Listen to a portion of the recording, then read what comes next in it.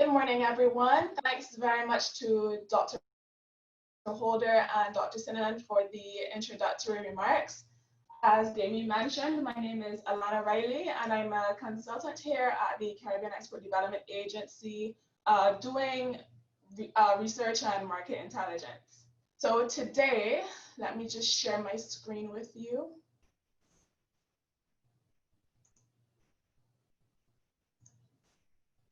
So today we'll be looking at market intelligence tools, the different market intelligence sources that small and medium-sized enterprises can use to take advantage of, to find potential markets, to look beyond the domestic market and really grow their business. So the first thing I'd like to go through is the objectives for today's workshop. So the first thing I want to do is to introduce you to the concept of using market intelligence to make business decisions. I'm not sure how much you do this in your day-to-day life, but we really want to push the idea that you should make informed business decisions, informed choices on where you want to export, what type of products you want to export, and so on. I also want to showcase the various market intelligence and trade intelligence tools that we have out there that are free, that are easy to use, and other sources of information. As you know, a lot of the times, looking for information can be pretty costly. You Google, you search, and you end up seeing a market report that might cost $1,000 US, and it's just not something that you're able to afford. So we really want to promote free, easy to use tools. The next thing that I want to help you do is find an attractive market for your product. As I said, using data, using statistics, using information on demand, on consumer preferences, and so on. And the final thing I want you to do is to help you understand some of the tariff and non-tariff barriers that may be facing your products in your markets of interest. So what is market intelligence? Market intelligence essentially refers to the different types of information which you can collect and you can analyze that could assist your business in identifying the most appropriate target markets for your products and services. So as I mentioned, you'd want to use this information to determine where the high potential markets are for export. Is it the US? Is it the UK? Is it somewhere in the EU? Is it Germany? Is it Spain? And then you also use it to inform your market entry strategies. So what type of market do I go into? What's my niche? What do I set my price at? Who do I use to distribute to? Who should my consumer be? And so on.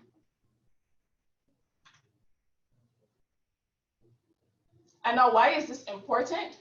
It's important because it minimizes the risk that is associated with penetrating new markets of interest. As a small company, obviously, you spend all your time, you spend all your money in developing your product, and doing the marketing, doing the promotions for it. So you don't have the extra capital to make mistakes when you start to export. You want to ensure that you are hitting the right markets, that you're hitting the right consumers, that you have your correct labeling, your correct packaging, so that you don't send your product to a particular market and then end up spending tons of money having to get your product back because it can't make it to your consumer. It can't make entry into the border. Market intelligence also enables you to analyze and compare several prospective markets so that you can make sure that the best decision is made. And we're all about minimizing the risks of false starts in the market. So how can this be done? How can I collect market information? So the first thing you can do is go through a primary research method. And this is any type of information that you go out and you collect on your own. So you can do questionnaires, you can do surveys, interviews, focus groups, those types of data collection methods. So you are able to control the type of information that you collect. You can decide what is important and really tailor the methods of obtaining information to your needs. The only thing about this is that it can be a little time consuming and it can be a little more expensive than utilizing the other various information sources that are already out there. So the next thing is a secondary research method, And this is information that you find from existing sources. And it's typically more cost-effective, a more cost-effective way of gaining information about your target market. So you can go to online databases, some of which I'll run through today. You can look at online libraries. You can look at the publications that are done by your trade promotion organizations and your business support organizations. So for instance, Caribbean Export would put out a lot of information on target markets. They would do market briefs. They might do trainings. They might do webinars. And we also have help desk facilities, websites, such as portals and platforms that you can really use to find accurate and high quality market information. Small Business Association would likely do the exact same thing in order to provide information to its members. You don't just have to look locally or regionally. You can also look outside any of the target markets, really. There's a bunch of information out there on trade promotion organizations and business support organization websites that you could pull down that would help you to understand the market, that would help you to understand strategies that you can use to get into the market. So the disadvantage about this is that it might not always be up to date. Sometimes, as you know, you update something one year and you have to keep constantly updating it to make sure that it's accurate, to make sure that it's relevant. And sometimes it might not be specific to your particular product of interest, especially if you're manufacturing or producing a really specific niche product. But as I said, the good thing is a lot of these sources are free, they're easy to use, and they save you tons of effort and money having to go to bigger, more expensive databases for information. So you might also be wondering now, so what exactly should you be looking for when you think of market intelligence and when you think of trying to make business decisions based on data and statistics and facts? So one of the things that you should be looking at is, where is the demand for your product? So who are the main importers of your product in the world market? If I make pepper sauce, I want to know who is buying the pepper sauce. Where are my customers? You're also going to want to know, where is the competition? So who are the main exporters of your product in the world market? If I'm from Barbados and I'm exporting pepper sauce, I'm going to want to know who else in the world is exporting pepper sauce. You're also going to want to know, what is the potential? So what's the expected growth and value for your product over the last couple of years? Where are the fastest growing markets in the world? These types of things will give you a better idea of where you should look to export your product, where's the best place, where's the best market.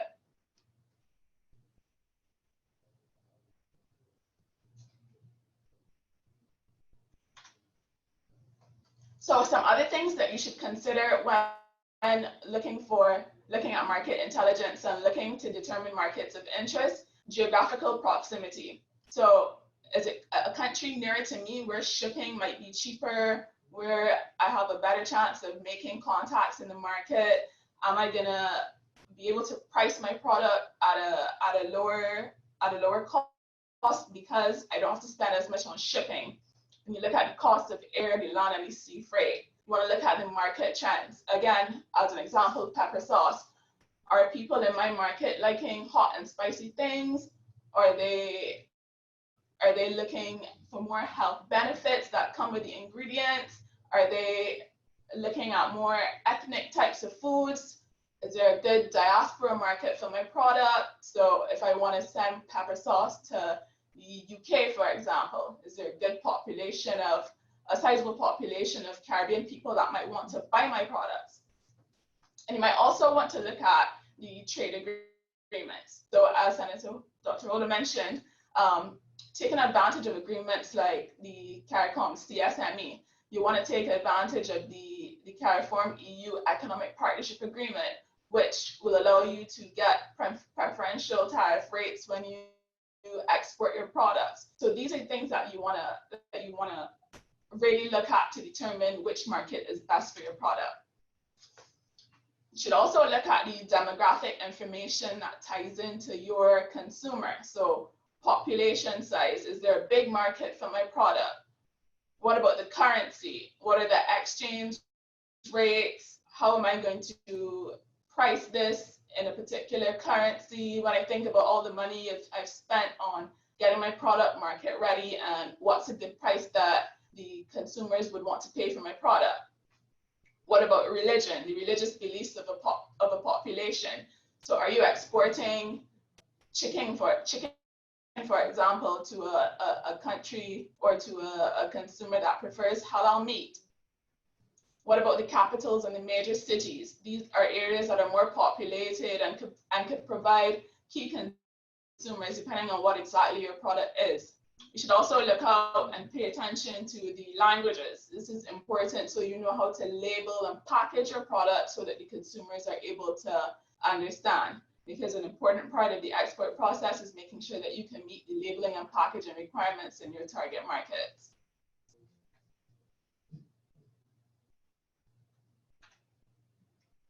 So what else do I need to know? In terms of market intelligence, when we at Caribbean Export seek to help you, if you have a query and you ask, so what is some information that you can provide me with on this particular product, or what is the tariff rate for my product? We do that by having an understanding of your harmonized system code. And essentially, this is a code that's known as a harmonized commodity description and coding system. And it's an international standard that importers and exporters use so that all the products that are traded in the world are on the same page. These codes are administered by the World Customs Organization, and essentially they use these codes to determine what duty your product will face, how it will be treated by customs, what are the requirements that this will face on import or on export. So it's good to have an idea of what you manufacture, what you produce, and see where it falls under your HS code. So for example, typically a 6-digit code is used at the international system. And this is broken down normally into 3 parts. So the first 2 digits identify the chapter under which the goods are classified.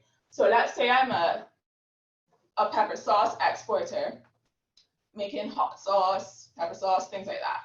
So this would fall under HS 21, which is called miscellaneous edible preparations. And then it goes deeper, where the next 2 digits identify the groupings within that chapter. So we go to 2103.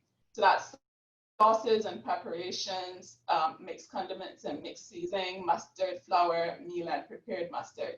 And then you even get more specific. So you get 210390, where you look at preparations for sauces and prepared sauces, mixed condiments, and mixed seasonings.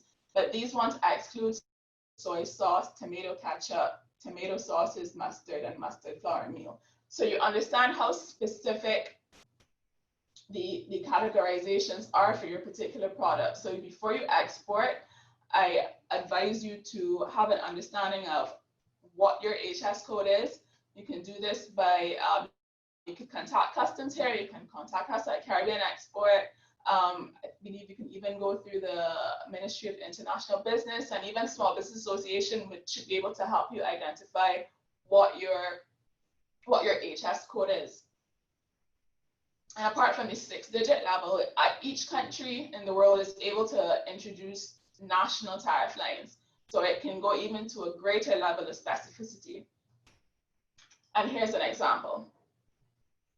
So you see in green is the overall chapter, which is 21, and it goes deeper when you get to the 4-digit HS code. So it's divided into yeast, sauces and preparations, 2103, 2104, soups, broths, and other preparations. And if we're looking at sauces exporters here in yellow, we can see that it's further divided up. So if I'm a soy sauce exporter, I drill down to my 6-digit level, which is soy sauce. I could also go to tomato ketchup and other sauces if that's what I'm making. Or I can go here to 210390, which covers things that aren't tomato sauce and aren't soy sauce and are other mixed condiments and seasonings. And when we drill further here, Barbados would classify these as pepper sauce, 21039010, or mayonnaise, 21039020, or Worcestershire sauce, 2103-9030. So it really is important to have a look at where your product falls so that you will know what are the requirements for your product. And I'll show you an example of this once we go on to the first tool.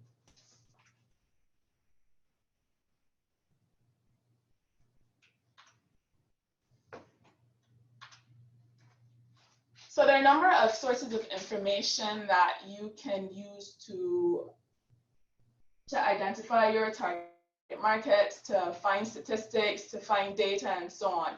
And these range from international institutions to regional institutions and even some local institutions. So I've listed here some of the sources of information. UN Comtrade is a good resource for statistics. So is the International Trade Center's market analysis tools. This is one of the ones that we'll be going through today. There's also the Food and Agriculture Organization. There's the International Monetary Fund, the World Bank, which is another good source of data. There's World Trade Organization, where you can understand the general global trading system, explains tariffs, explains all the things that you need to know about trading. There's also UNCTAD, UNIDO, and various other organizations that we would encourage you to take a look at in your spare time. As I mentioned, we're only laying the foundation here, so we want to give you a good understanding of where you can actually go for more information.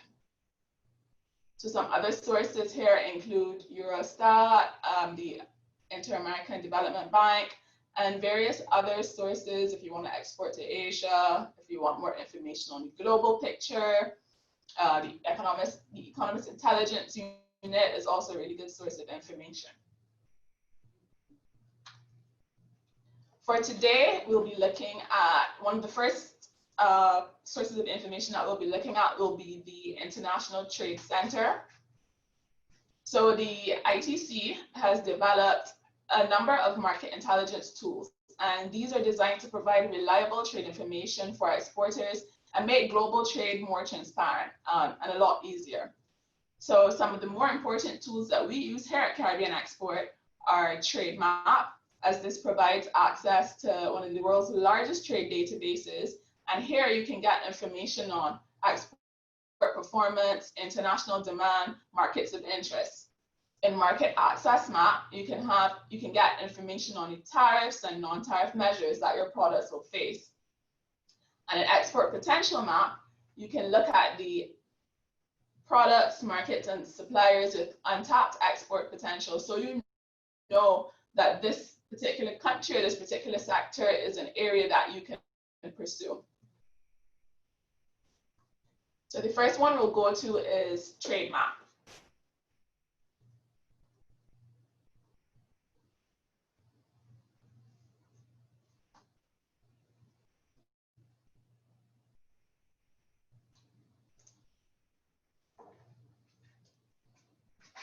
So as I mentioned, TradeMap is a really great resource for data, for statistics, to help you make that type of quantitative analysis on, where the exports are growing, which markets are growing.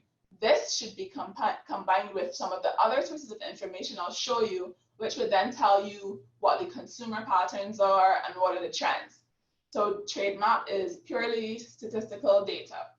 It is a free website for persons in developing countries. You can use it without signing up, but we do encourage you to sign up. So you can, once you sign up, you can manage your country groups. So for us, when we are looking at CARIFORM exports of a particular product, we are able to put all the countries in CARIFORM region and look at mass data. If you're exporting various products, you can also group your products so you can see what the exports and import data would look like for that. So in the first example for TradeMap, I'm going to show you is how you can see exports from the CARIFORM group to all countries. And the example I'm using is going to be pepper sauce. So here, you select exports. Once you have an understanding of what your HS code is, You can type it in here. So the HS code I'll be using is 210390 for preparations for sauces and prepared sauces. If you don't know the HS code, you can also go to advanced search and you can start typing in a keyword that would help you figure out what your HS code is. So I can type sauces here, and it'll also bring up a list of HS codes for me. But based on the fact I'm looking at pepper sauces, I know that my HS code falls under 210390. So I'll go back to home and search. I'll hit exports again.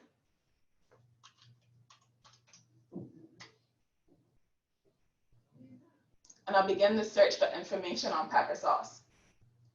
So I want to look at the CARIFORUM exports of pepper sauce. So I will know that within this grouping, who are the top exporters of this product. So I can select CARIFORUM because, as you can see, I've already done a bunch of country groupings for our own internal analysis. And I can leave partner or region blank since I want to see all of the importers. And I hit trade indicators.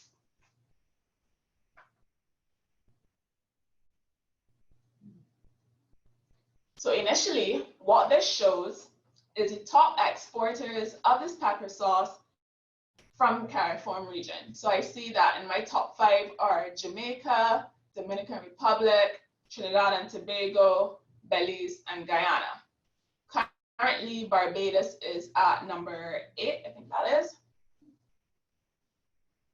So here are your top 5. You'll also be able to see in this column the value of the exports in 2019. And this figure is provided in US $1,000. So anything you see here, you would add an extra 3 zeros to. So Jamaica's exports aren't 23,000, they're really 23 million. And Barbados would have exported 276,000. Now you may be wondering why some figures are in yellow, and this is because they're mirror trade statistics.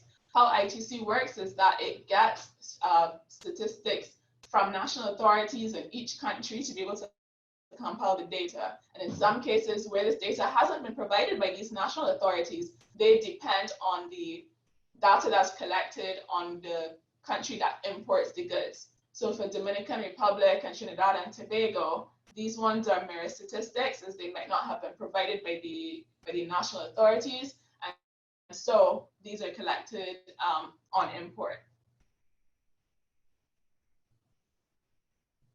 So you're also able to see the quantity that was exported, the unit, the US dollar, the unit value, as well as the annual growth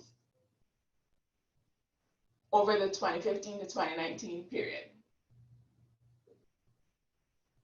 So as an exporter from Barbados, I know that my top 5 competitors right now in terms of exports of pepper sauce are with these countries right here.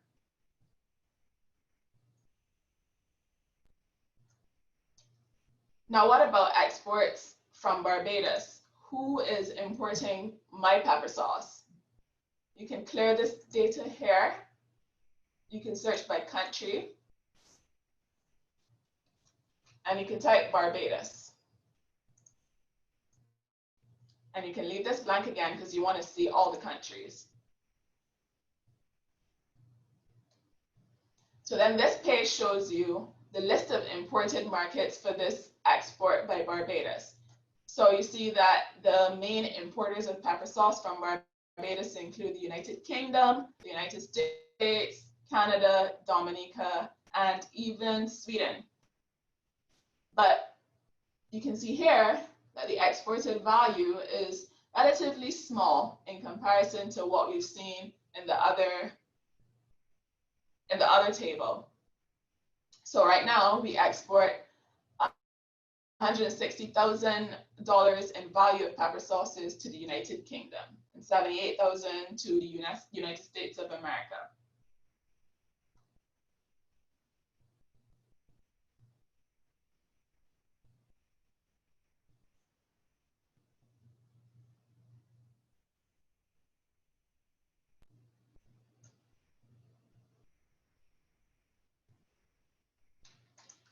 So I can also look at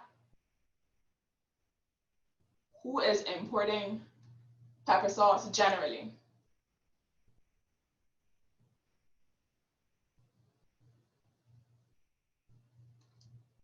So I can switch this to imports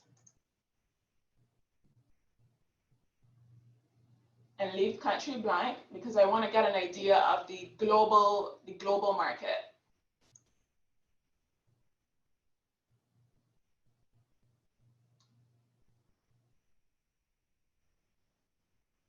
So here I see that the United States, the United Kingdom, Canada, France, and Germany are the top importers of pepper sauces globally.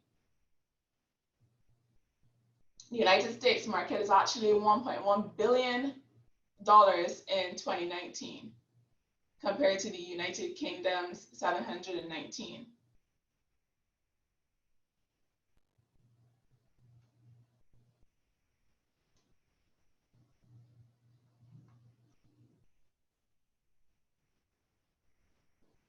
You also get an idea of the quantity imported.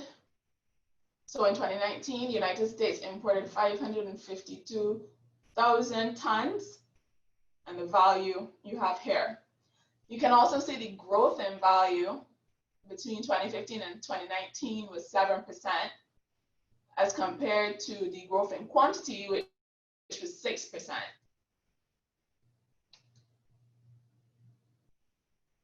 They also give you an idea of the growth in value between 2018 and 2019, since there's a lot that could have happened over a 5-year period. But we know that the growth is still positive, so the market is being consistent with the number of imports globally. You also get an idea of the share in world imports. So you can see that the United States represents 11.2% of the world's imports of this product.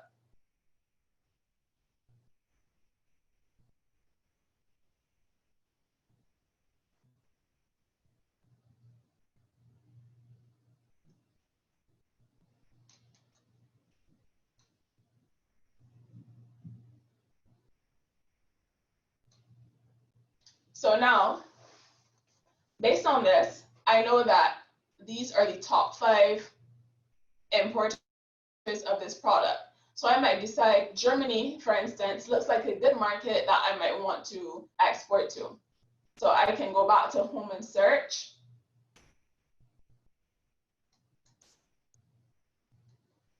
And I can see which countries are exporting this product to Germany so that I already know who my competitors are. So I go back, I select exports.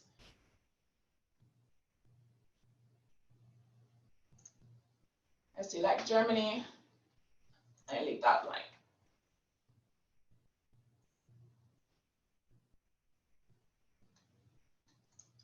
Sorry.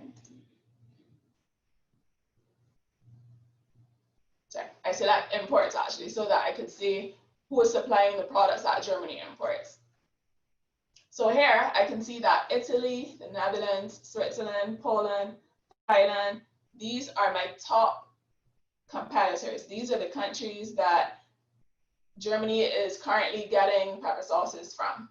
And again, you can see the value in 2019. You can see the share in Germany's imports. So right now we understand that Italy dominates Germany's market for pepper sauces.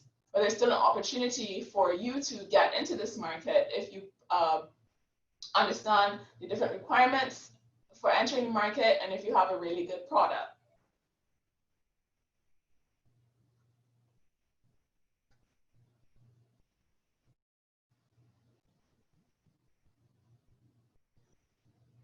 So we can also view companies in Germany that import sauces and condiments by clicking here.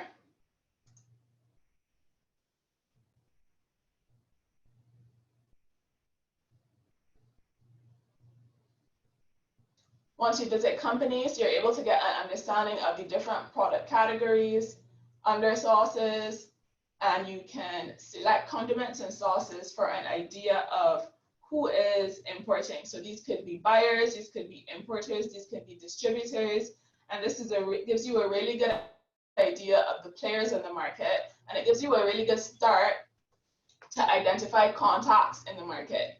So they have collected this information, and as you can see, the first company here, it gives you information on the number of products that they deal with, the number of employees, the city, the website. And when you click it,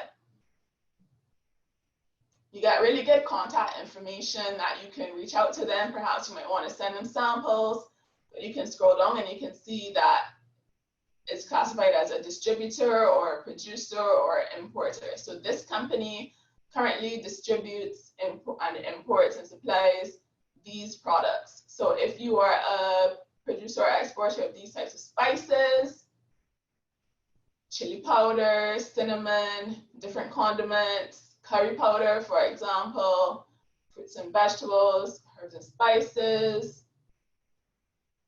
you know that these companies are really good companies that you could reach out to and see if you could at some point get your product sampled by them.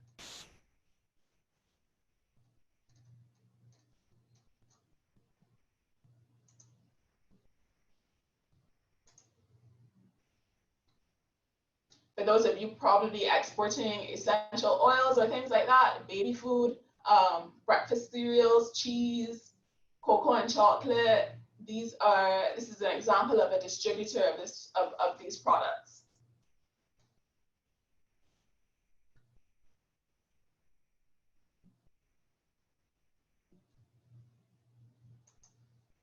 So as I said, once you hit companies, you're able to view this full listing, and you can start, once you're ready to export, you can reach out to them, you can send them samples, you can get more information from them, and it's a really good starting resource of potential buyers.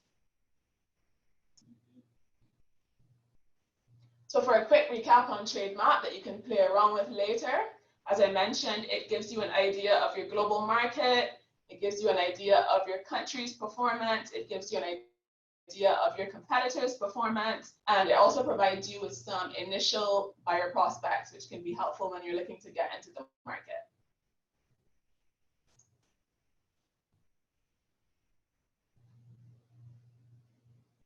And the second tool from the International Trade Center is the Export Potential Map. So this is another one of their free tools, which helps you identify the products, markets, and suppliers with untapped export potential.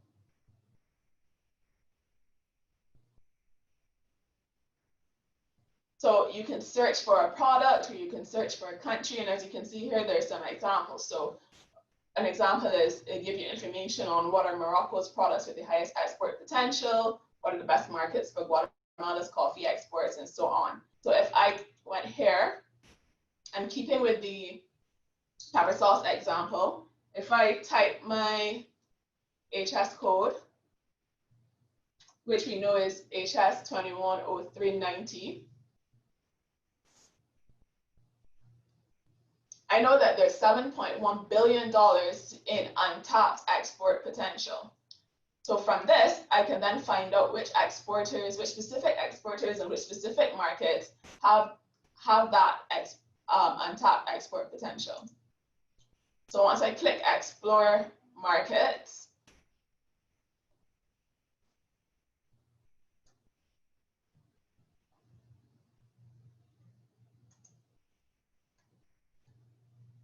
I'm able to see that these countries, so for instance, United States, they export 989 million, but there's an untapped potential of 676 million because their export potential is actually,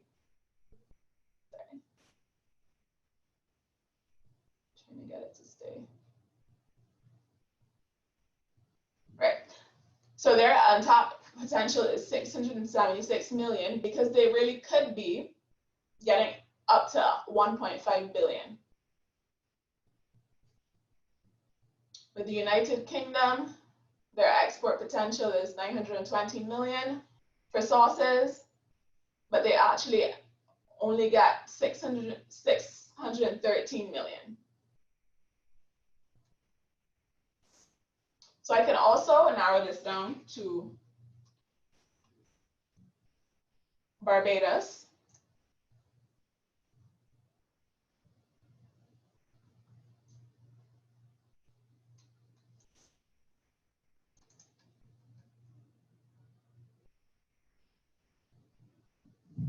And here I can see that the markets with the greatest potential of Barbados' exports are Guyana,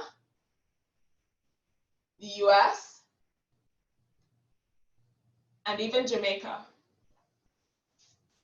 So there's some markets within the region that I can export to. I can export pepper sauce to because there's an untapped potential. So for instance, for Guyana, there's an export potential of $351,000, but it's saying here that there's 0 exports.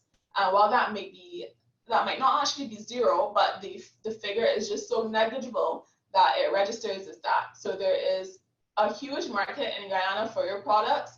You can trade within the region, you can trade within CARICOM, and it's a nearby market. So you might want to look at Guyana as a potential market for sauces and condiments. Same thing with the US, and again with Jamaica.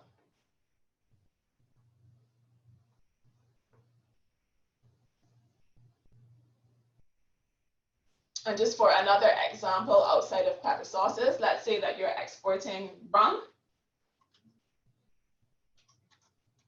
or some type of alcoholic beverages. I know because I'm familiar with it that the HS code for this is 220840.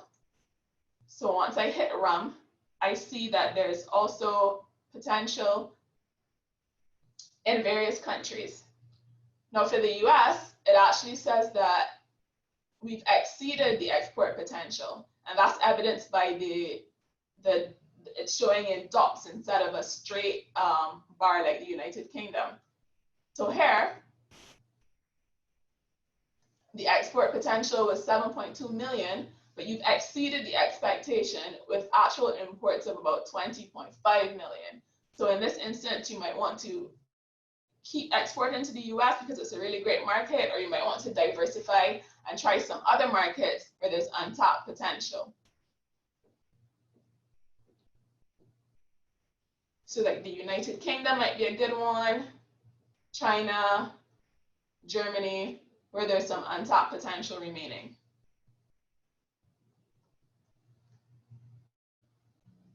So at your leisure, I'd invite you to play around with this tool. You can, once you know your products, your HS code, you can plug it in here, or you can search based on some keywords what you export, and you can get an idea of the export potential for your products. You can get an idea of the various markets where there is a really good demand, where there is a potential for you to send your products.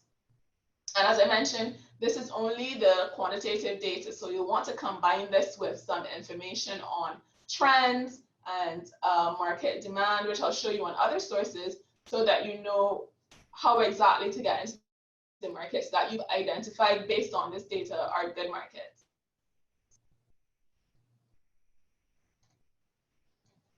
So the next ITC tool that I'll show you is the market access map. So once you have an idea of the country that you would like to target, then obviously you want some greater information on what the market access conditions are in that market. So you want to know the customs tariffs, the rates, the tariff rates, the regulatory requirements, and you also want to know if there's any trade agreements governing trade with your target market that might enable you to use preferential tariffs. So instead of being charged 7%, maybe you will be able to enter the market at a rate of 0 due to these trade agreements. So let's say that you are a Barbadian again, exporting to Germany, because you've seen from TradeMap that Germany is one of the top 5 importers of sauces, pepper sauces. You know your HS code is 210390.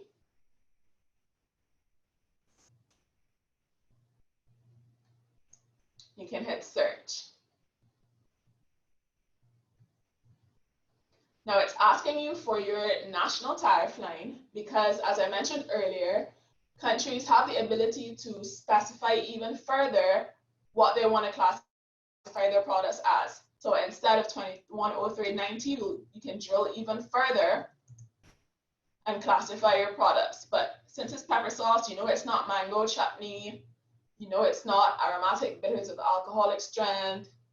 So you drill down, you drill down, you drill down. And you know that your pepper sauce, since it isn't soy sauce, it isn't tomato ketchup, it isn't liquid mango chutney, this is the one that you want to check.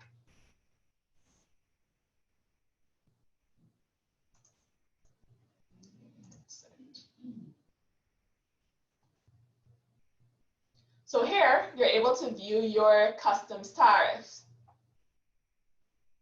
for this product exported from Barbados to Germany.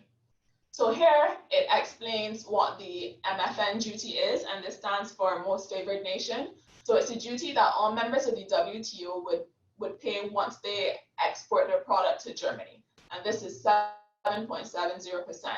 But because Barbados is in CARIFORUM group, and we do have a trade agreement with the European Union, our preferential tariff is 0%. So that means that in comparison to the other countries that are paying 7%, your product is actually more competitive. So ITC's tool also allows you to view the agreement details of the Economic Partnership Agreement, so you can get an idea of what it is for the member states. It identifies the rules of origin requirements, product-specific rules of origin, and so on. And it even provides you with an example of the certificate of origin, which you will need when you export to Germany in order to get that 0% duty.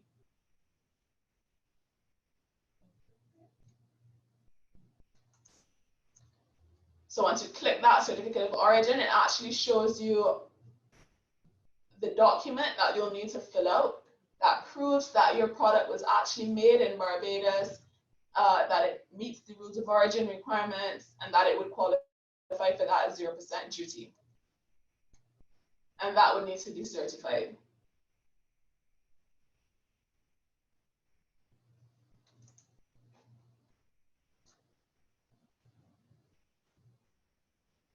And once you scroll further down on the market access map tools, it also gives you some regulatory requirements, which should show up here.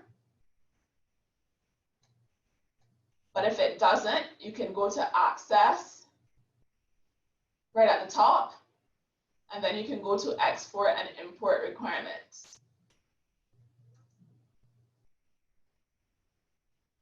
And you can plug this back in. So your destination country is Germany. Your exporting country is Barbados. Your product is 210390.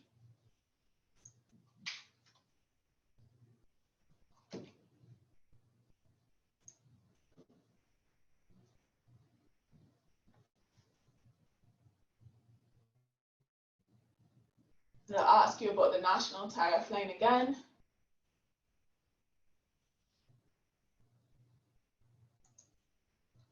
And you select that one.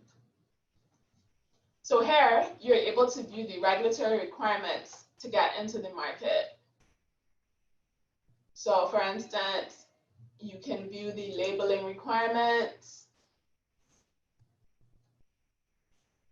And you see that any food or feed which goes into the EU market needs to be adequately labeled. You need to identify traceability, and it needs to have relevant documentation on the label.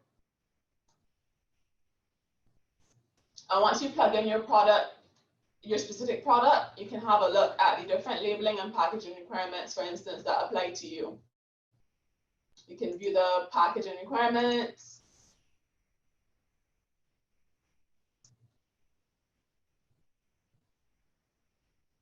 And you can see what materials you should be using for your particular substances.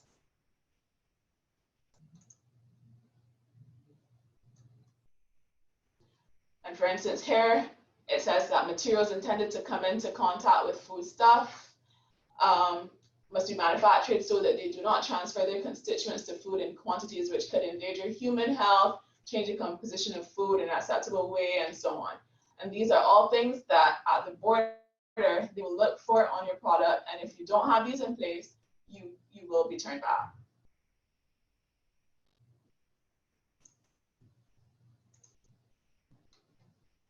So here you've got all of the information on labeling, packaging, various licenses, various traceability requirements for your product. And even if you don't export pepper sauce, if you export any other type of product, you can still, once you know your HS code, plug that in here, choose your target market, choose your exporting country, and it will give you the information that is relevant to your particular export.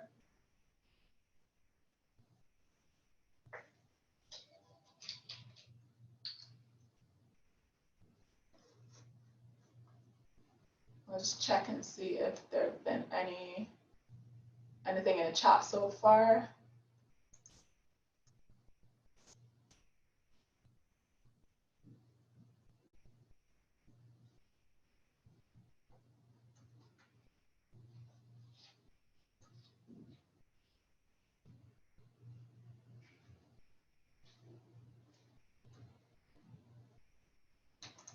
Okay, so I've seen a question about the services data, and this is a tricky one for us because you know that services information can be hard to come by. So when we use these tools, they're normally for goods. Trademark does have a component where you can select services, exports, and you are able to view, oops, one second.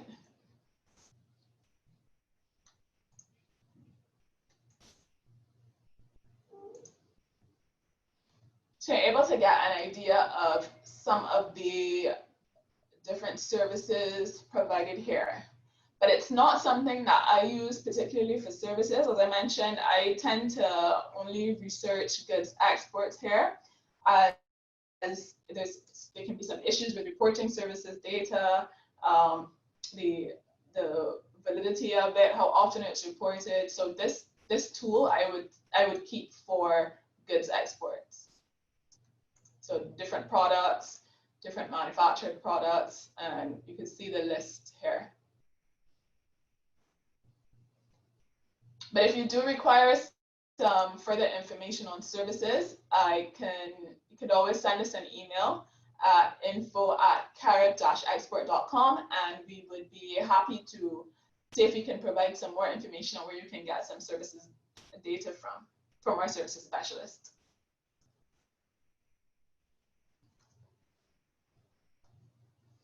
So the next tool that I want to show you is Caribbean Export's own CE Intelligence portal. It is a kind of a one-stop shop for information for SMEs. So let me see if I can move this out of the way.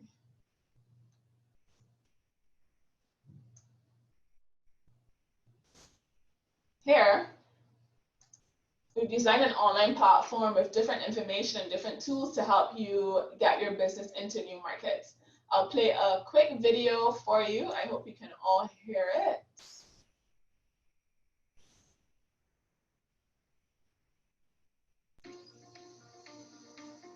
Welcome to the Caribbean Export Intelligence Portal, an online portal to provide you with the information and tools you need to support the growth of your business into new export markets.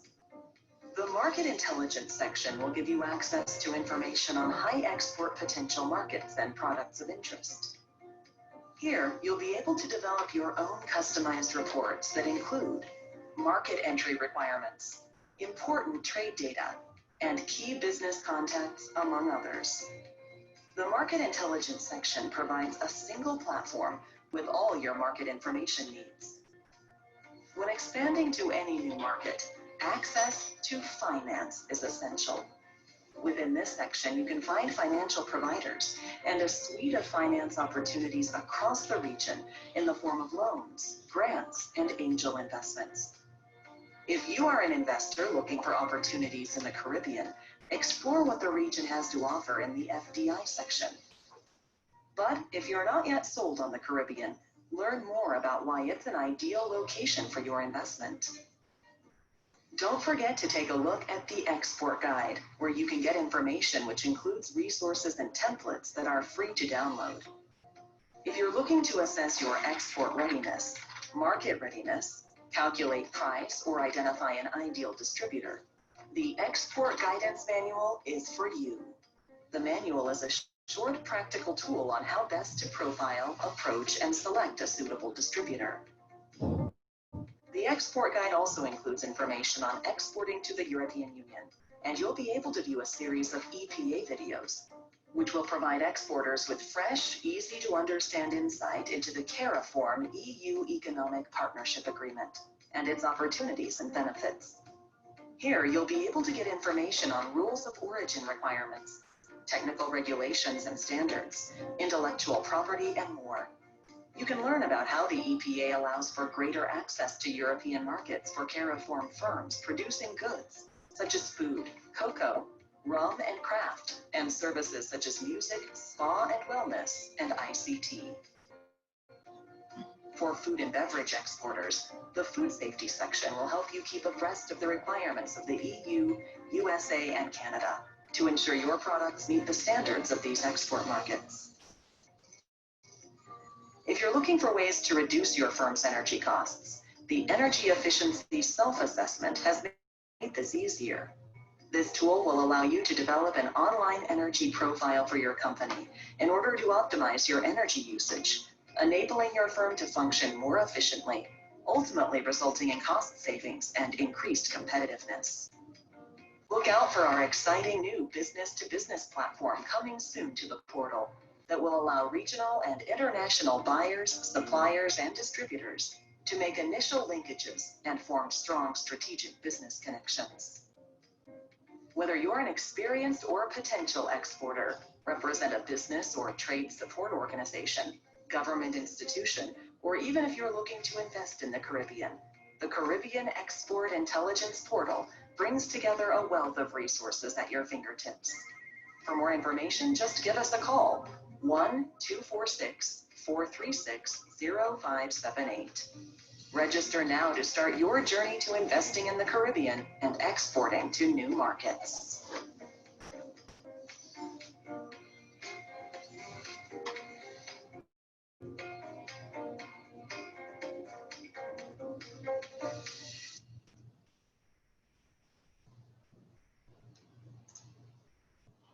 So here you can see that the CE Intelligence Portal has a wealth of information, and it was designed because the agency wanted to promote a culture of research across the region, a culture of using information to make business decisions, and it really wanted to have information for all of our exporters, even potential investors, in one location. So on this portal, its main users are exporting or export-ready firms like yourself. We also have the trade and business support organizations, investment promotion agencies, as there's a foreign direct investment section, foreign investors, and different buyers and importers. So on the portal, under the market intelligence section, you can run various trade searches, which is similar to what we did on the ITC tool, where you look at the statistics of countries. You can find out best suggested markets. You can view country profiles. You can do a quick market pointer, and so on. So I'll show you how we do a quick market pointer and how the information is all pulled together. So once you select quick market pointer,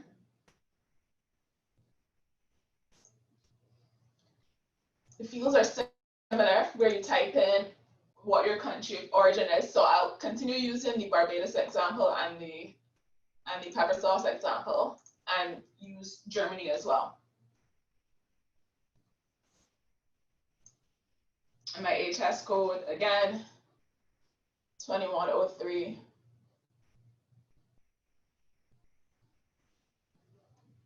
19. And I'll click submit.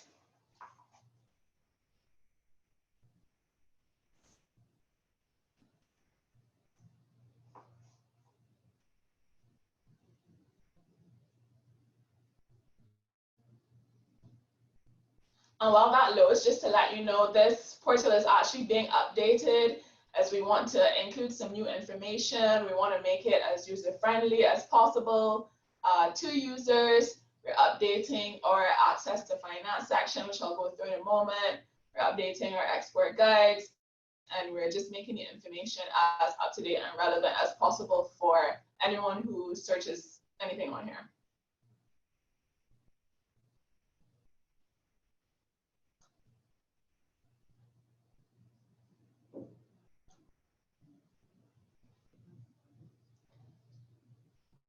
Let me just refresh this since it's moving a little bit slowly.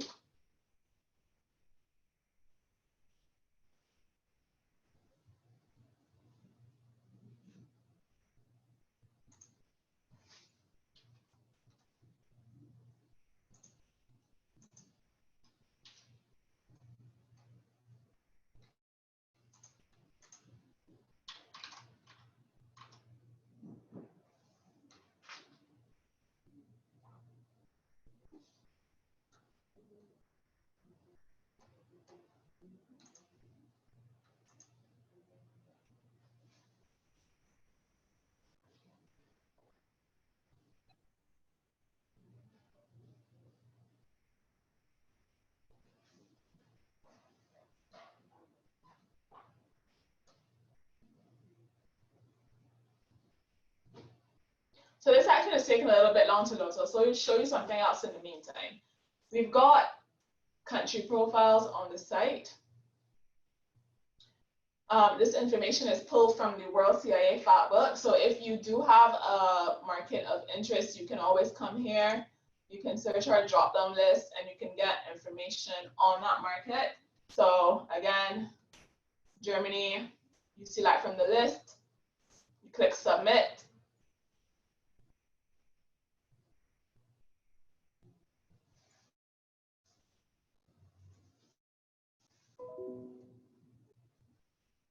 Typically gives you a map of the country. So here's a map.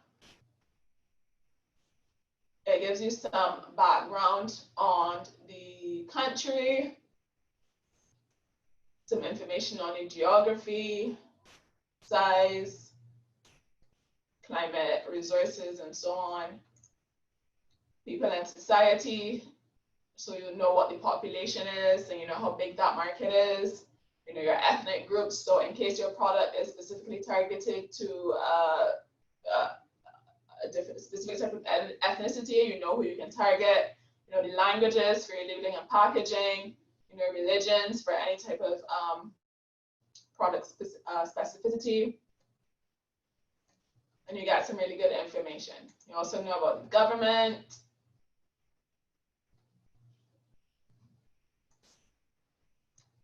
The economy, and so on.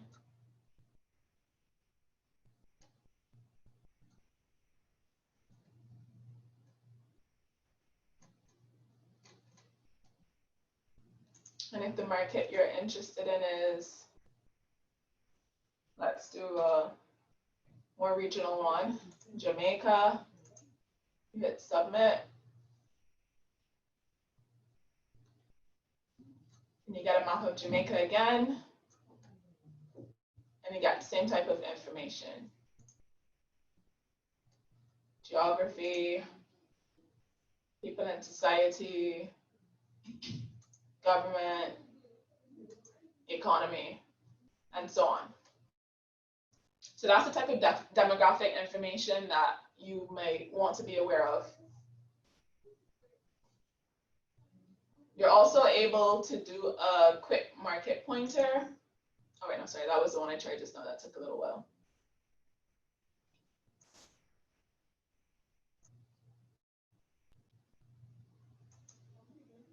You could search best suggested markets.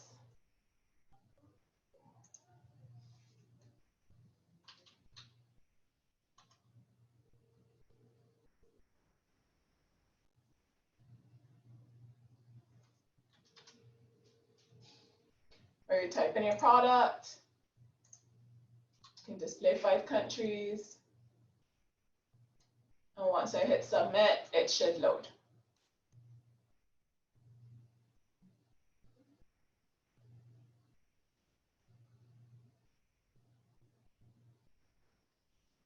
If it's moving a little slow, it's because we're having some work done on the back end. So as soon as this is finished, we'll be up to date and we'll be moving as quickly as possible. So now, as I put in the HS code and I've chosen I wanted to display 5 countries, I could view the best suggested markets for sauces and condiments. So I see here the top countries. It shows the growth in the imports. It shows it in quantity. And it also shows in value. I also have it in a chart as well. So it's another source where you can find your high potential markets for your product. We've also got an access to finance section where you can find finance opportunities.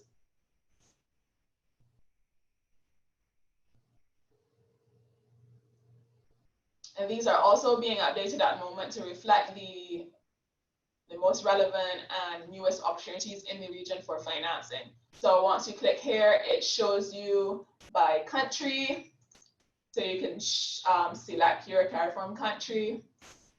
It shows you by facility, so either angel funding, grant funding, various loans, and so on. You can choose the institution. So is it a government? Is it a multilateral? Is it a bank? And here's a list of all the ones that we've collected so far. So if you were looking for a facility in Barbados, you can hit Barbados and leave this blank and click submit.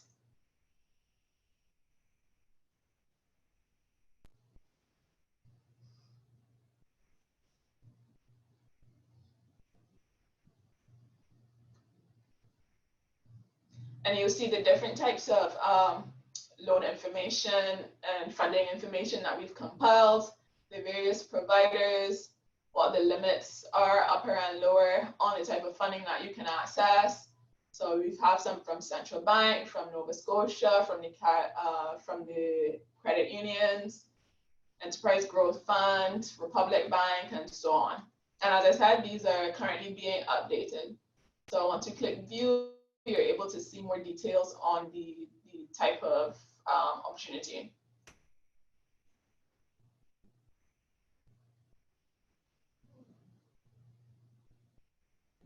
And you can view qualification criteria, a description of the service, who to contact, and so on.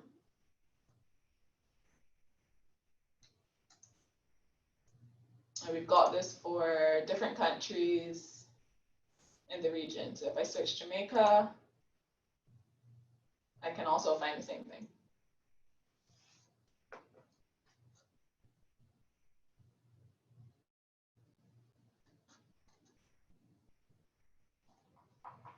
So foreign direct investment might not be as interesting for you as small businesses, but we also have investment maps. You can get country snapshots on the investment opportunities. You can get FDI data and so on. And then we also have an export guide, which gives you a step-by-step export guide. It's export to the US, export to the EU, information on food safety, and so on. So this step-by-step export guide is actually actually really helpful. It was developed during a consultancy a couple of years ago. It is meant for you to walk through the information, to read it, to answer the questions, so that you have a better understanding of how to profile, approach, select distributors in various markets. So we also encourage you to have a look at this, ceintelligence.com, export guide, and you can find the step-by-step export guide here.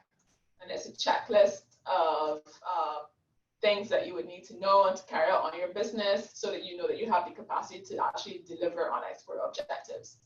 So it asks you things like if you have a good understanding of exporting and the terms surrounding it, if you have clear export priorities, if you have a clear commercial rationale for export, and so on. You've also got some resources, including a glossary if you don't understand all the export terms. You've got a supply chain model. When you go through this, I believe you also have a pricing template, so you would know how to price your product, the things that you should consider when you set your prices. And yeah, you have a lot more that you can go through in your own time. You've also got information, as I said, on exporting to the US and exporting to the EU.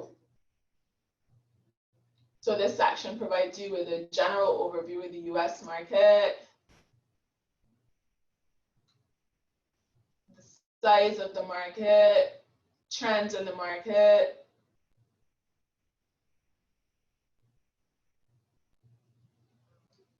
the labeling and packaging requirements,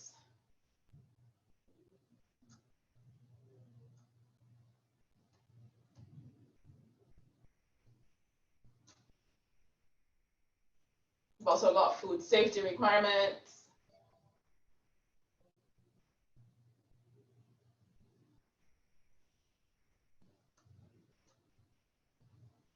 so you can always take a look through these. We have the same thing for the EU as some of the two main markets that persons that do work with Caribbean export and in the region tend to export to. So in the export to the EU section, we've also done a few videos since we do promote trade under the CARIFORUM EU Economic Partnership Agreement.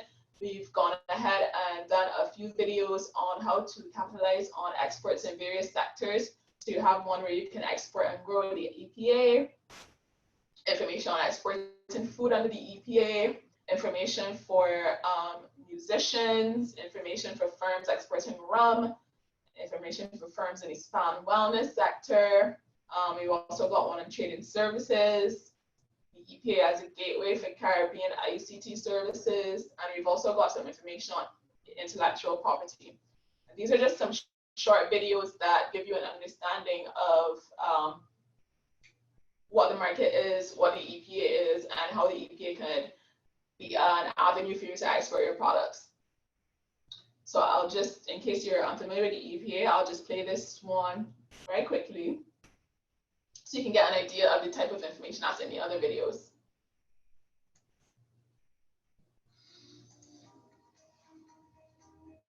Export and grow with the EPA. Are you looking to grow your business, exporting your products or export and grow with the EPA?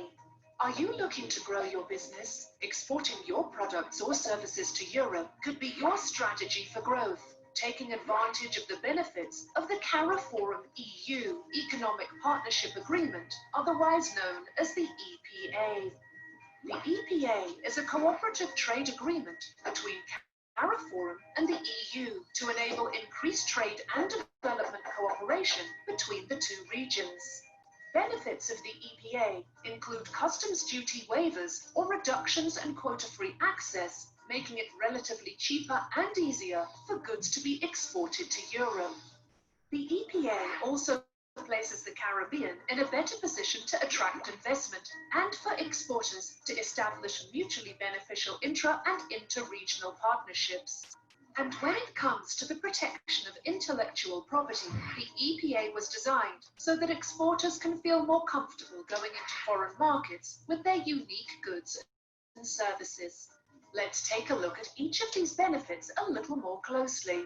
The EU is one of the world's largest trading blocs, with over 500 million consumers, making it an ideal market to export to and grow your business. With no quotas on export because of the EPA, exporters can supply an unlimited amount of goods without restriction, and once they enter one EU member country, the goods can be transported freely within the European Union with no further customs inspections. This takes away a lot of the bureaucracy that many companies associate with customs departments around the world when exporting. The EPA's duty-free and quota-free concessions can lower the cost of exporting and make exports more competitive. However, full preferential treatment is only granted to CARIFORUM exporters who can satisfy the EU's exporting procedures. This includes meeting regulations such as rules of origin requirements, technical requirements such as product safety, packaging and labeling, marketing standards, environmental requirements, and sanitary and phytosanitary requirements such as animal health and food safety regulations.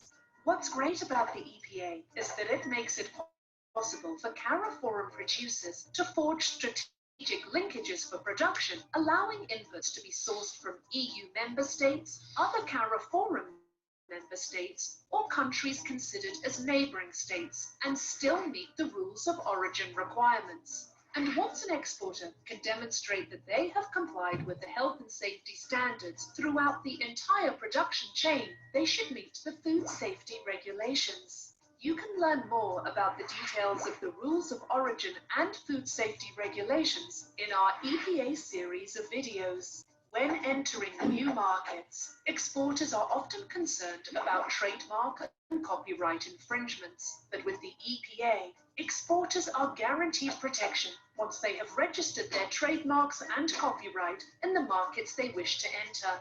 The CARIFORUM EU EPA doesn't just make it better to trade between the two regions, but provisions under the EPA also allow for grants and technical support to companies looking to export and grow their businesses. There are a number of organizations within CARIFORUM, such as the Caribbean Export Development Agency, that help exporters build their capacity and enhance their products to meet EU export standards and consistently supply the European market demands. Exporters can use resources from local and regional business support organizations and relevant government ministries to obtain market intelligence and other export services. The CE Intelligence Portal is a great place for you to discover potential export markets, and you can view everything you need to know about the EPA.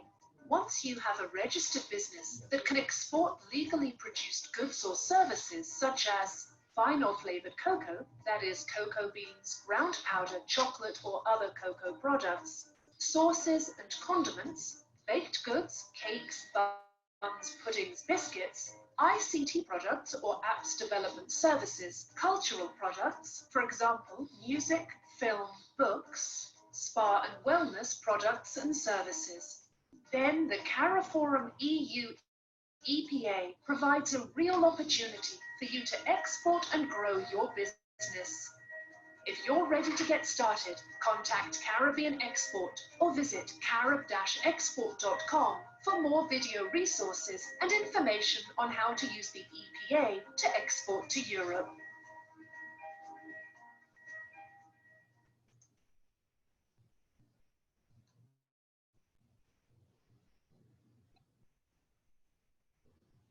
So now that you have a good understanding of what's on the portal and also you've gotten a little bit of information about exporting to the EU, the next platform that I want to show you is the CBI platform. It's the Center for the Promotion of Imports from Developing Countries, and it's a really great resource for persons seeking to export to European countries. I'll just check the chat quickly.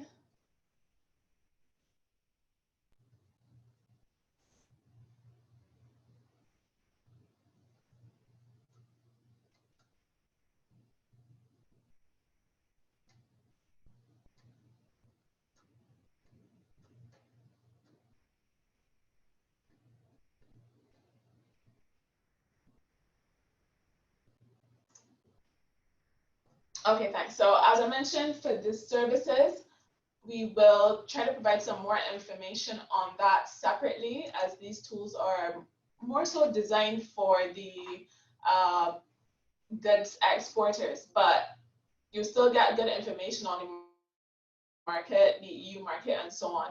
And for services, as I mentioned, we have some information on trade and services here, and the EPA as a gateway for Caribbean ICT services. So the next tool that I wanted to take a look at is the CBI database, as I mentioned. It's the Center for the Promotion of Imports for Developing Countries. And I will share my screen again.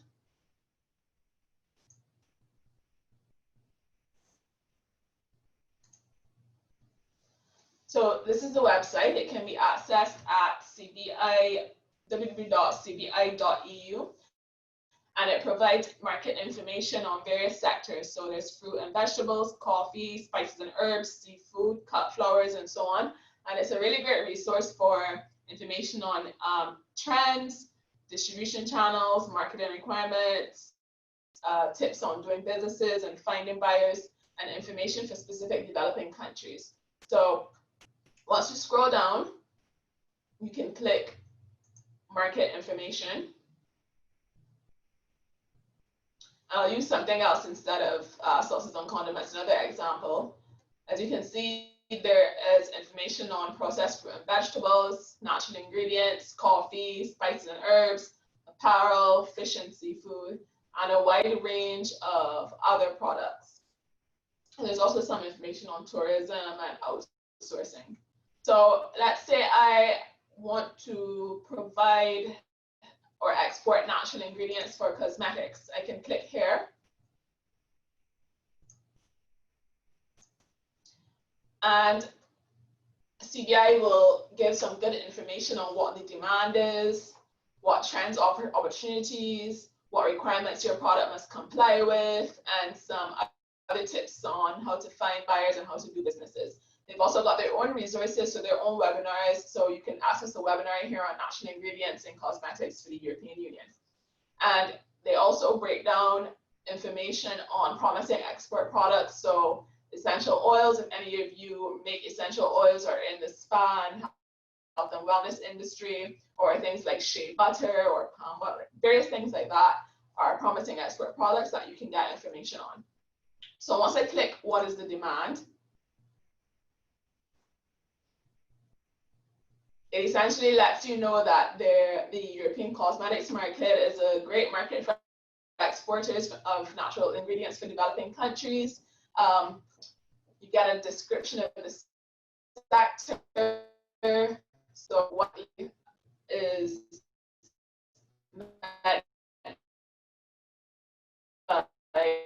cosmetic, fats and waxes, essential oils, and so on. And you also get an idea of what it is that makes Europe such an interesting market for natural ingredients.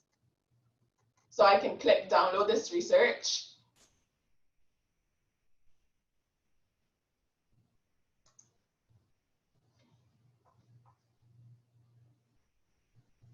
And you'll get a pretty lengthy document.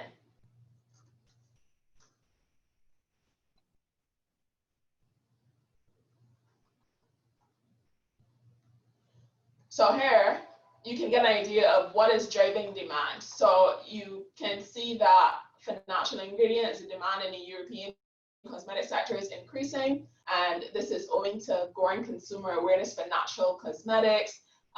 The consumers are more focused on the environment and on natural products. They want to replace their synthetic ingredients with natural variants. Additionally, it gives you some information on why consumers are making that switch. They want to avoid the harsh chemicals. They want to cut down on the health risk associated with these chemicals. They're focused on the environment, as I said. So you get some information on what the European market looks like for natural products. You see that over the last few years, it's been growing steadily. The revenues are increasing. and in 2018 it was 3.64 billion euros.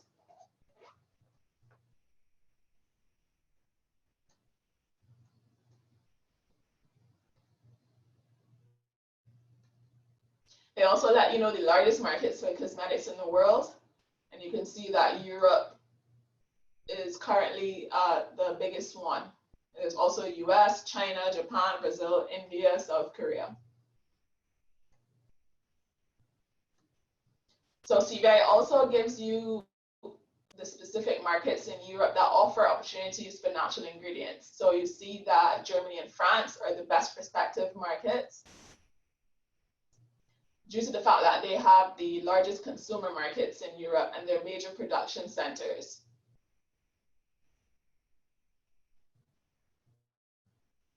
UK and Italy are also some good markets because they are right behind. So you'll also get an idea of how the cosmetics market is broken down. So skincare, toiletries, hair care, fragrances and perfumes, and so on.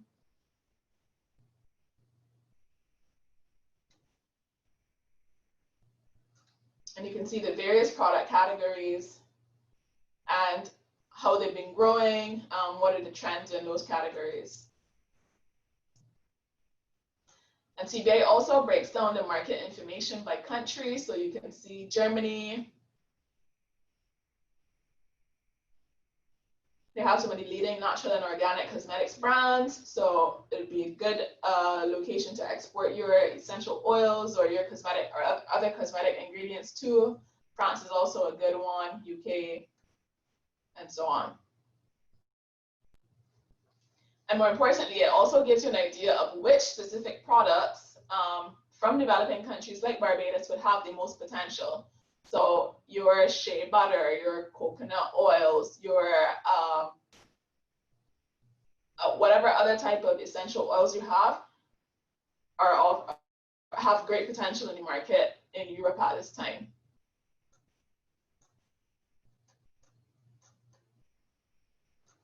And it gives you more facts and more figures on the different markets. So when you do have some time, you can, as I said, click on natural ingredients for cosmetics. You can see the demand, you can see the trends for opportunities, and so on.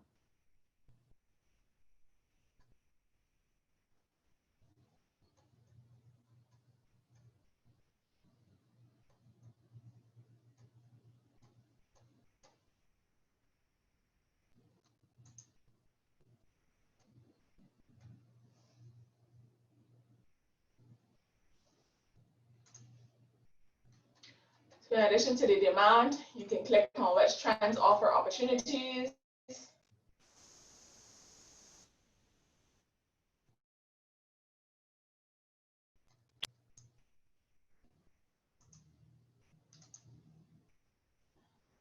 And you can see that, as I mentioned again, the demand is tied to environmental issues and the need for sustainability.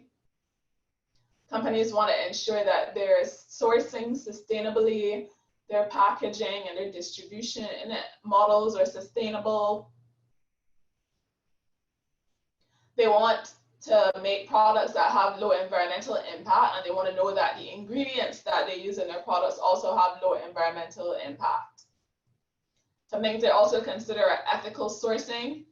So this might not apply to Barbados, but for instance, you don't want to go into an indigenous or local community and just take all the ingredients that are used to make your essential oils unethically. So they like to see that you're working with indigenous communities or working with local communities to make sure that your products, your ingredients are being manufactured ethically.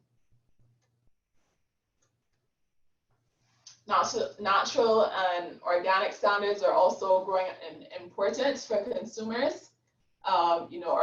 Organic products are a huge trend now, but you need to be able to show that your products are actually organic, and there's various certifications and standards that you will need to comply with in order to actually use that type of description. So this provides you with some information on what those standards are, what those schemes are, more information on the trends that drive consumer demand. So there's an aging population, and the skincare, if it targets anti-aging, then consumers are more likely to buy.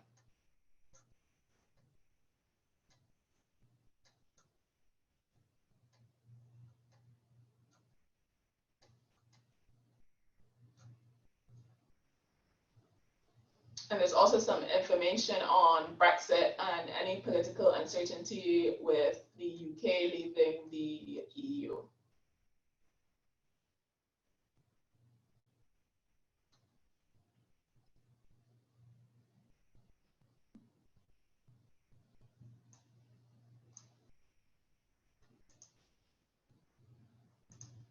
So as I mentioned, it's not just natural ingredients. If you are doing any processed fruits and vegetables, or if you're doing fresh fruit and vegetables, you can check out the information that they have here. It's really good resources. This is the qualitative information that goes with the data from TradeMap and from Market Access Map that you have, so that you can really get an understanding of the demand by consumers, the trends, and it also lists the requirements that your product should comply with. And here, in the export processed fruit and vegetable sector, it also gives you some information on how to find buyers. So how you should define yourself before searching, the market research you should do to understand your buyers, how you can attend more trade fairs and industry events and so on, in order to really get the type of buyers that you're looking for your specific products.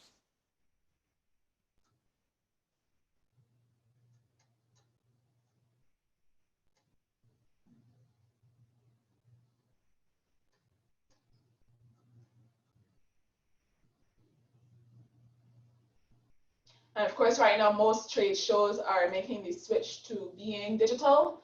So if you do find trade shows of interest, this website has some of the main trade shows here. So it talks about Anuga, it talks about SIAL, it talks about various trade shows that are relevant to your specific export. You can always visit their website. You can check to see what the requirements are to participate. And because you don't have to spend extra money traveling, you can see if it's something that would be feasible for your company to participate in right now during COVID. And it also provides you with some links where you can possibly find buyers within the various associations, the various councils, through their members who might be distributors or importers in the various sectors. And it also provides you with some more company databases within the sector.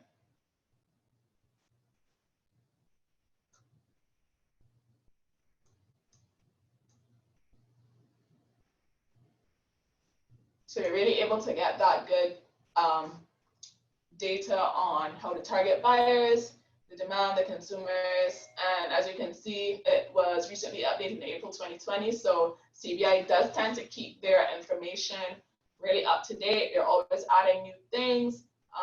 They're having webinars.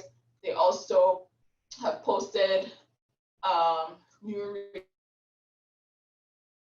resources, the industries. As you can see here, there's information on the market for specialty coffee, for dried mango, trends, offer opportunities, and pose threats. So this one is a really, really great resource that we use.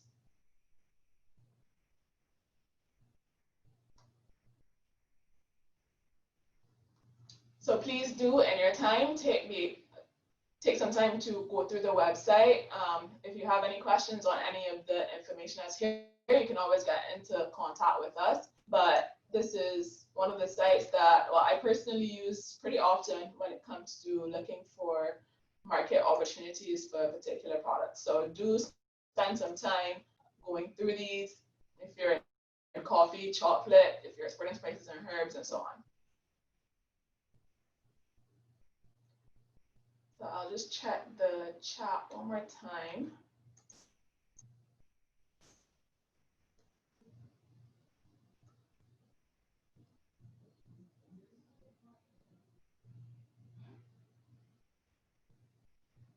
So there's a question on how Barbados' intention to become a republic impact the various export factors. Unfortunately, I don't have any particular information on that at this time, so I can't say if there would be a huge impact at the moment. Potentially, we could do some more research into that one. And can CEDA provide any information or stats on shipping costs, port fees,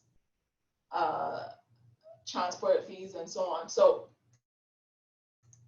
we don't have that information on hand, but in the next presentation that I'll go through, I'll show you a potential breakdown of the different costs that you will need to consider in order to set your prices for your products.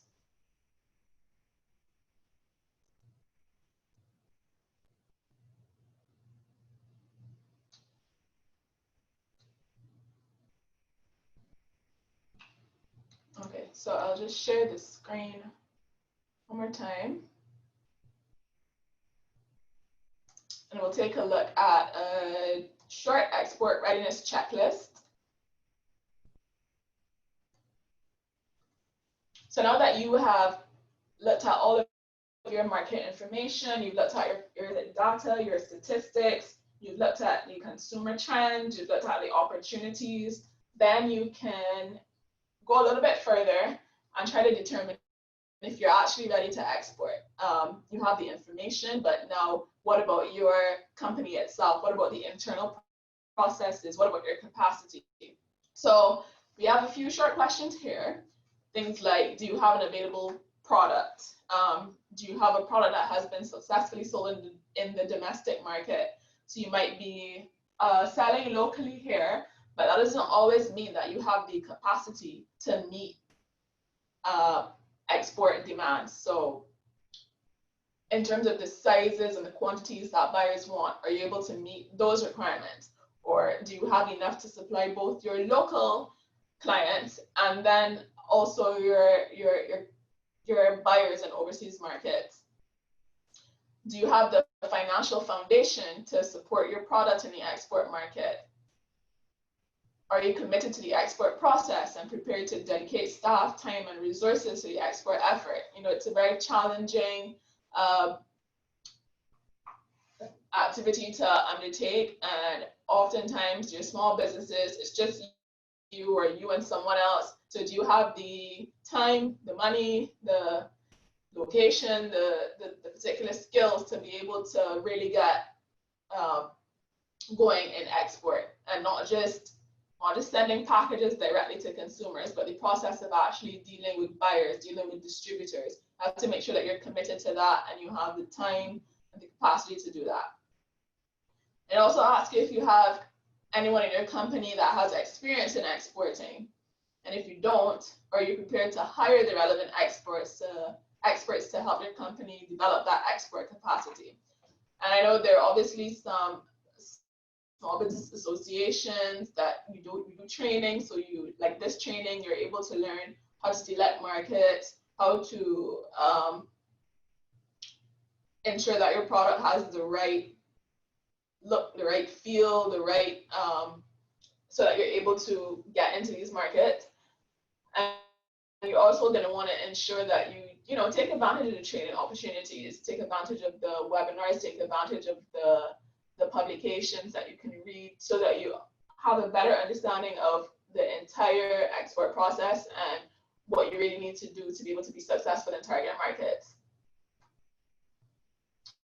It also asks if you have sufficient knowledge in modifying your packaging and ingredients and to meet the requirements of the export market and consumer taste.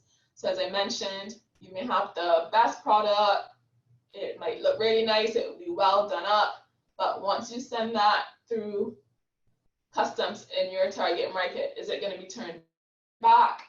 Do you have the correct labeling? Do you have the correct packaging? Do you have the correct certification? Things that you will absolutely need to have in place. And then, do you have any knowledge or experience in transporting goods overseas, whether by land, sea, or air? Have you hired or do you intend to hire a customs broker or freight forwarder? Do you have knowledge of export payment mechanisms and procedures? So these particular questions here are covered in the export guidance manual that I would have started to look through on the CE Intelligence portal. So once you go to Export Guide, we'll provide some more information on what you should look out for in these three questions here. So other things are you able to provide after-sale support?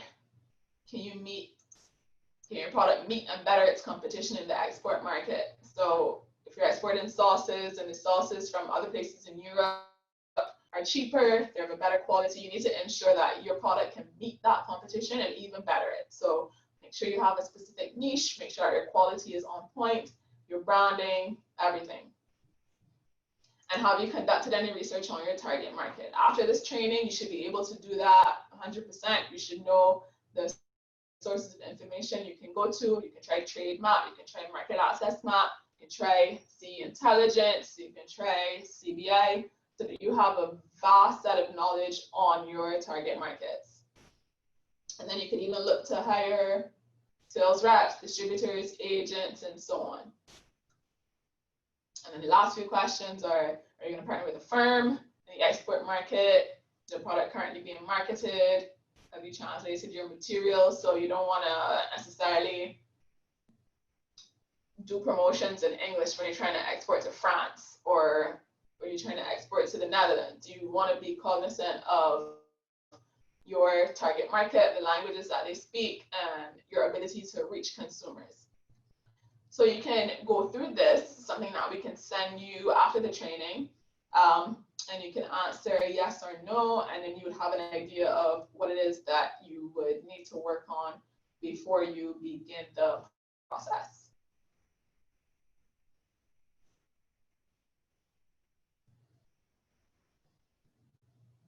And I've done the checklist, and the last thing I'll just go through quickly because we've covered most of it is the short export readiness presentation, but as I said, we just went through a lot of this in the export readiness checklist.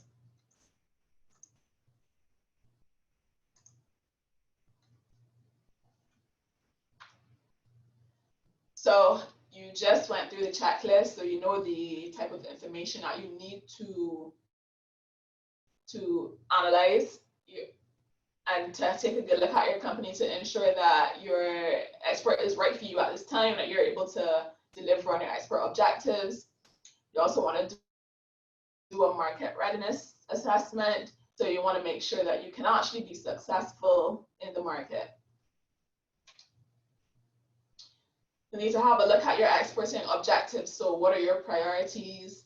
How are you going to price your product? What route are you going to take to market? Is there any BSOs or trade promotion organizations that you can identify to help you in this regard? I can provide you with more information. I can provide you with some guidance in the market. You're also going to want to assess your own capacity. So what are your sales looking like? What is your storage looking like?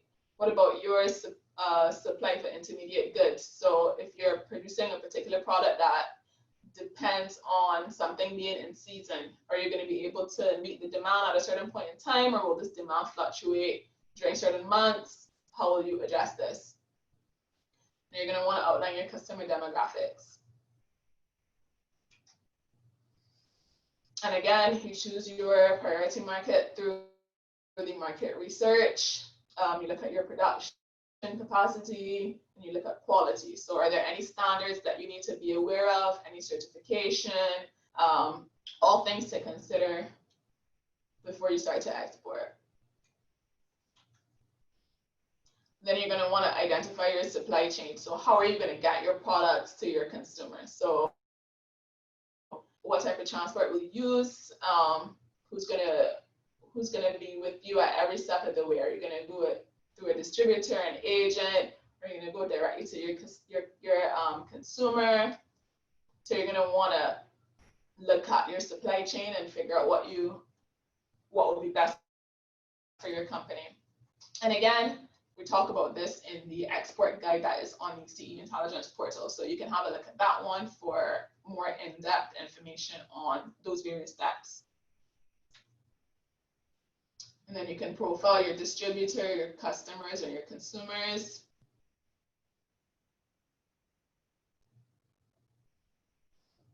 Are you going to go through a distributor, or are you going to go directly to your consumer? And you give some information on the various breakdowns of each of those. So a breakdown on the distributor, a breakdown on the customer, and a breakdown on the consumer.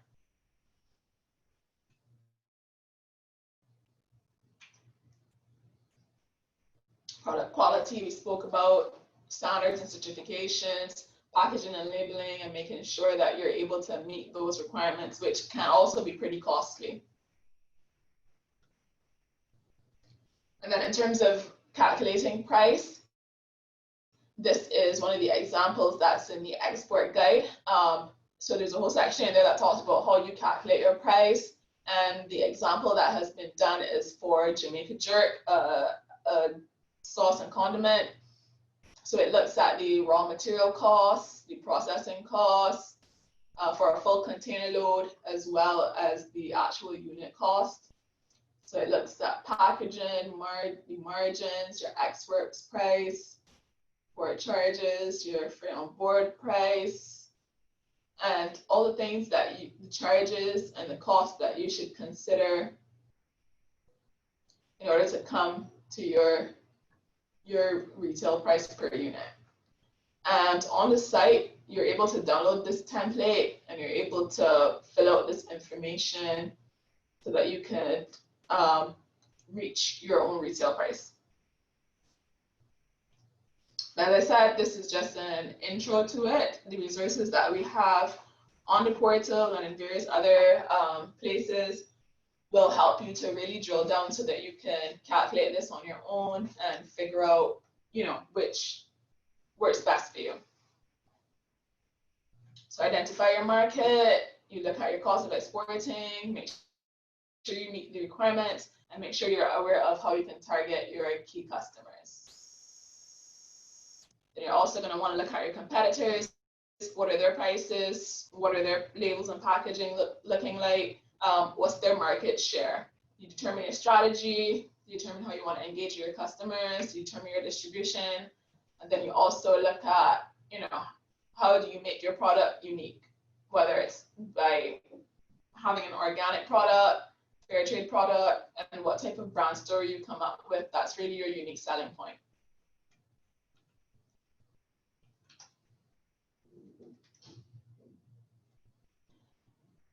So again, as I mentioned, the main takeaways from these presentations are the sources of information that you can use and the type of information that you can look for when you are seeking to enter new markets. So again, you want to start with using the data to determine what's your best market, what's a high potential market, what are the markets that are importing a lot, what are the customers saying, what are the trends for the consumers, what are your requirements to enter the market, what are your tariff and what are your non-tariff barriers.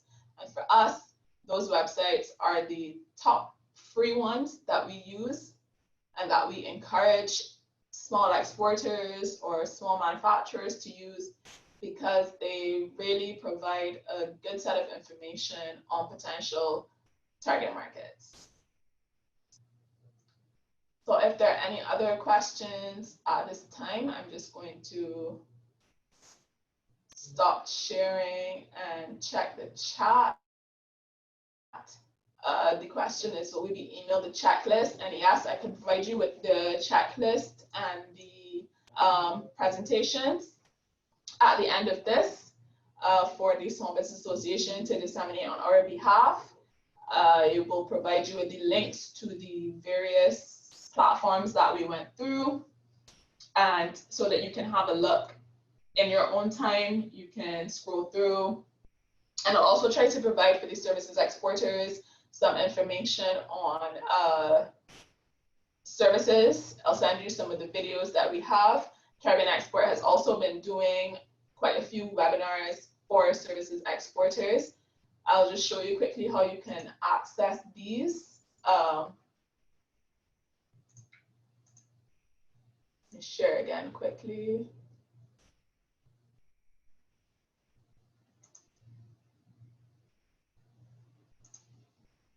So on our website, if you need additional sources of information,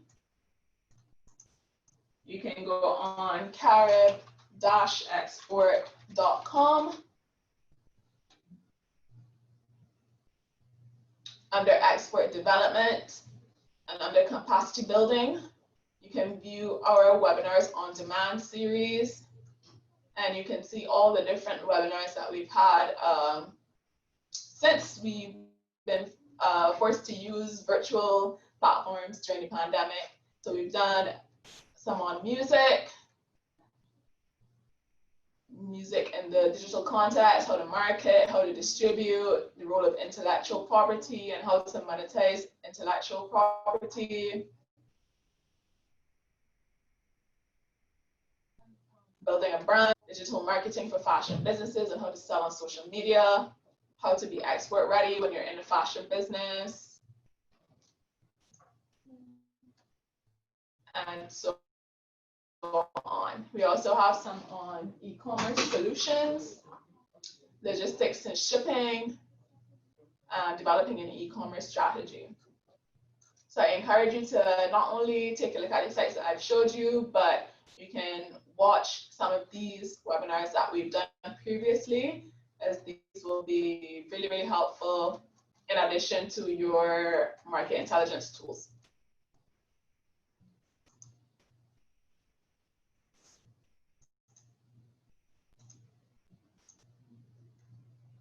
So I hope that this has been helpful in terms of you learning where you can find information on potential markets and the different tools that you're able to access.